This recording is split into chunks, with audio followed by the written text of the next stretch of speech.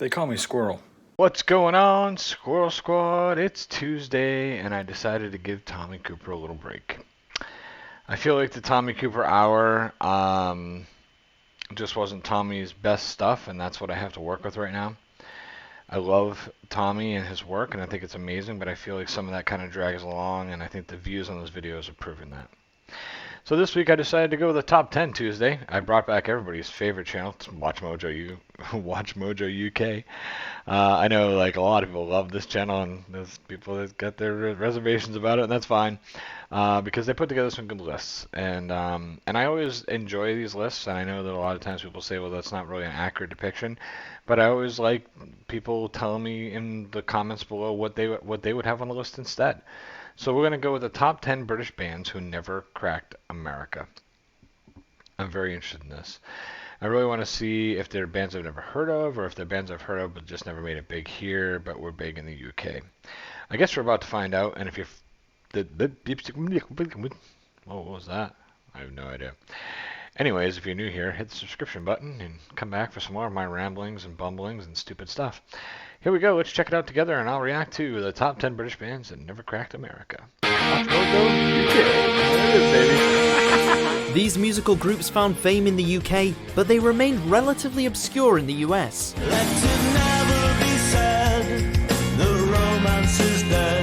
Welcome to WatchMojoUK, and today we're counting down our picks for the top 10 British bands who never cracked America. Before we begin, we publish new videos every day, so be sure to subscribe for more great content. For this list, we're focusing on bands that never experienced continuous commercial success in America. Number 10, Supergrass. Nope. I never heard of the name of this band.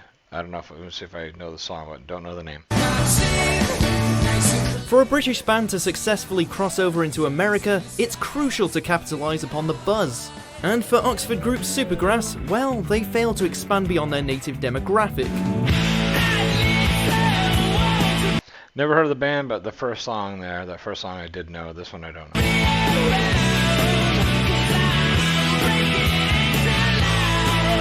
With their 1995 debut album I Should Coco, Supergrass briefly reached the number 1 in the UK charts, and actually released 2 more albums by the end of the 90s. By that time though, music trends had changed significantly in the US, and well, Supergrass began to drift away, barely cracking the US top 200 with 2002's Life on Other Planets. Sadly, it all ended with an internal Twitter beef. Number 9, Madness. During the late 70s and early 80s, this band was far more than just a one-hit wonder in the UK. In fact, Madness would even influence the American band that would ultimately become No Doubt.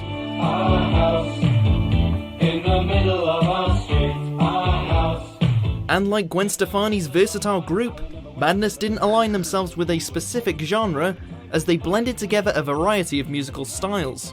With that being said, What's with the pool scene here, the hot tub scene? I don't know. I never heard of these guys, but I know the Our House song. It was a very popular one on the radio over here.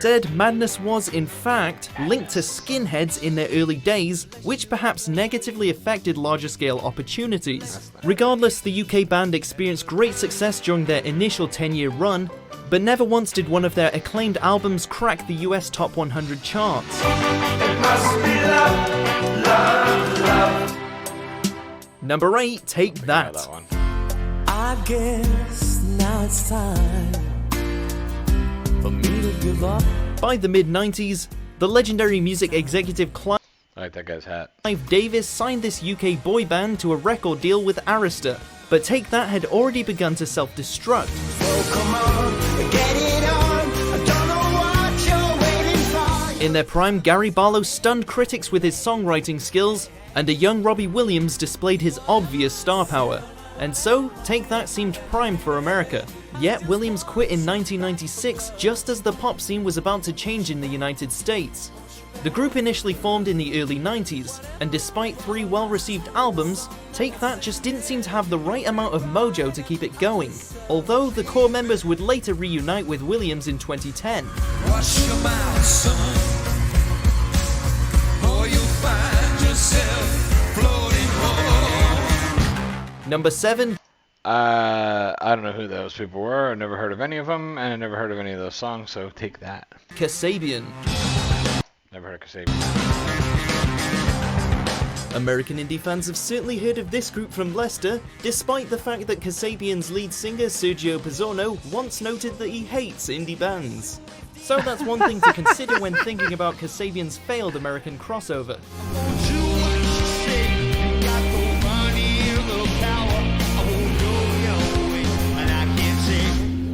In the UK, they reached number 4 on the UK charts with their self-titled 2004 debut, and the next several albums managed to reach number 1. By 2013, however, guitarist Jay Manle actually left to play with Liam Gallagher, formerly of Oasis, while Tom Meehan cited unfinished business in America around the same time. However, the 2014 album 4813 failed to chart in the US, and maybe Kasabian just wasn't ready for a committed American crossover. I never heard of these guys or any of their damn songs. None of them.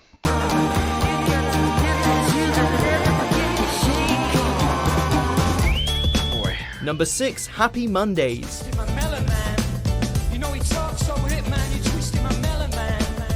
Now this Mojoholics is what you call a Manchester band.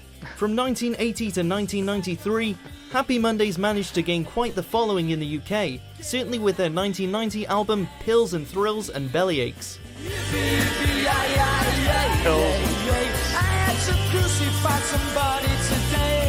But considering that a band like New Kids on the Block was big in the United States at the time, well, that's just one reason why the Happy Mondays sound failed to connect with the American mainstream. Even so, this is a band that heavily influenced some of the more notable UK bands of the 90s, such as Oasis and the Stone Roses. Yet their sound embodies more of a distinct Euro vibe rather than trendy American hooks.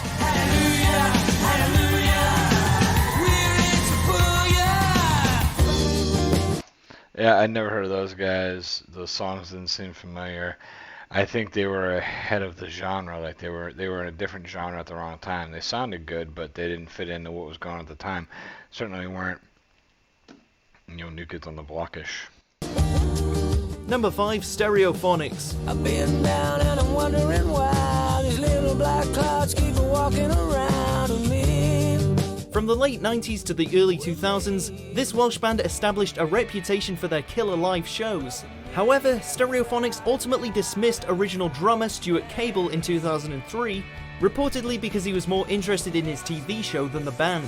Sadly, Cable would pass away just 7 years later.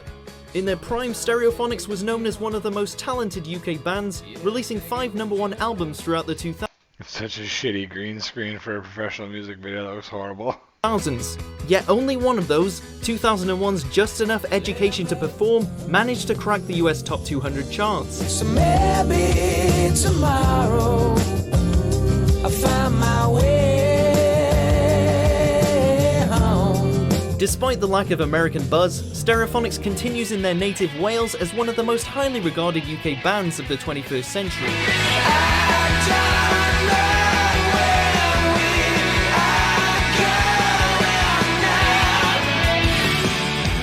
Number 4, Manic Street. So I've never heard of that band either, the number 5 band there.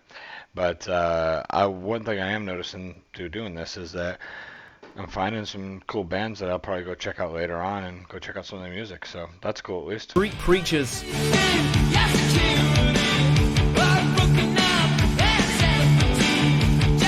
Like many overly ambitious rock bands, this Wales group infamously hyped up their 1992 debut album, Generation Terrorists, and, well, failed to crack the top 10 in the UK charts.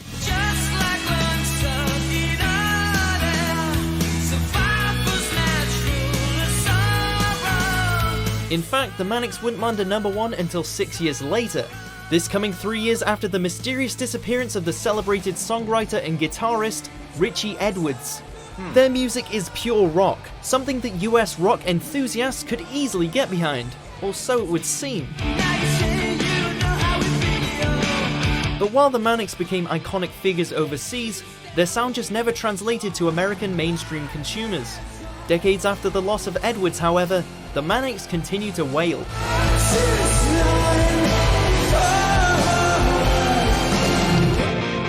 So those guys are still around. That's what it seemed like.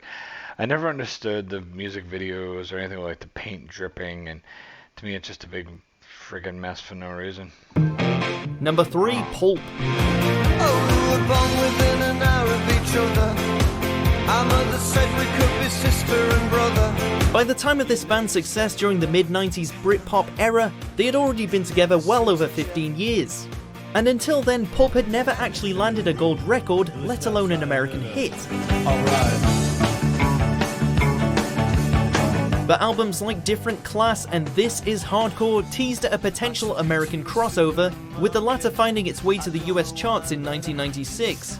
At this time though, reported drug use and internal scuffling shook up the band, and Pulp's final album was ultimately released in the early fall of 2001, peaking at number 6 in the UK charts.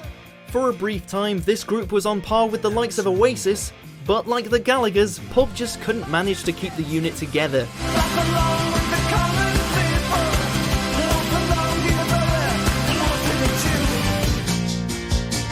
Yeah, I'd never heard of those guys either. There was one part in there the guy was singing. He kind of sounded a little like David Bowie-ish, just a little bit. But yeah, that's yeah. I don't know who Pulp is. Nope, I didn't recognize any of those songs. They weren't that bad though. It kind of sounded. I want to say with the Talking Heads, but I don't know if that's accurate. I might be thinking of the wrong band. I don't know. Number 2, The Jam.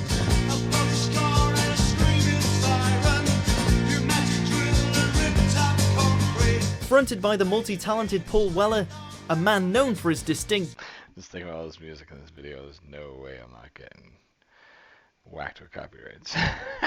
British compositions, this band came, saw and conquered during their decade-long existence. Well, at least in the UK. I first felt a fist, and then a kick. I could now smell their breath. Aesthetically, The Jam preceded punk, and they called it quits just as the new wave took off in the early 80s. In between, they released 6 acclaimed studio albums, with the last 5 climbing the UK charts. Truth be told, The Jam had somewhat of a steady presence in the US charts during their run, but despite their stylized look and obvious talent, the party ended with the 1982 release, The Gift. And just like that, The Jam was gone before Americans could catch on. Before we unveil our top pick, here are a few honourable mentions. I never heard of The Jam either. It's not that bad. Late 70s, early 80s.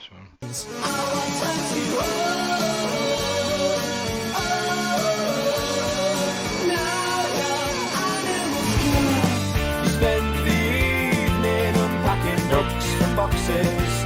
You pass me up so as not to break a promise. Meet me on the mad parade when the midnight bells are chiming. I don't know, these guys, they actually sound really good. I kind of like digging this. Number 1, The Stone Roses.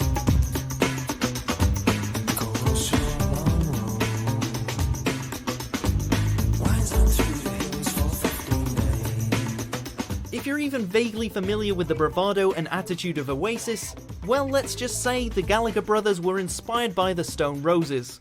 Okay. This is a band that once said America doesn't Oasis. deserve us yet, and while they may have been right, the Stone Roses didn't seem in a hurry to record consistent music after the renowned 1989 debut. Let me put you in the picture, let me show you what I mean. The Messiah is my sister, ain't no king, man, she's my queen. I know this song here. I know this song. This is a popular song. I know it. In fact, it took a full 5 years for the Manchester group to drop a second album, and the band folded for good less of 2 years later.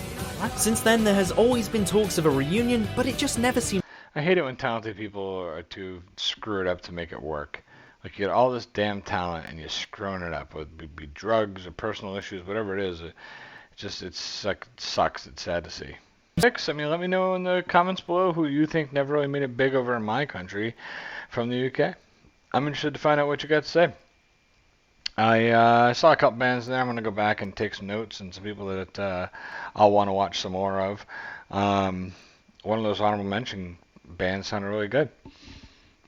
I recognized like 3 or 4 songs maybe and none of the band names. So yeah, I guess they never made it over here. And some of it was some good music. So kind of cool, kind of interesting. I enjoyed that. And Tell me, who's your favorite band of all those, and who do you think belonged on this list? Let me know. I'm interested to find out. I hope you enjoyed this Top 10 Tuesday, and I will catch you very soon. Until next time, my friends. Bob's your uncle, Fanny's your aunt. We all love Tommy, but just not today. Scroll out.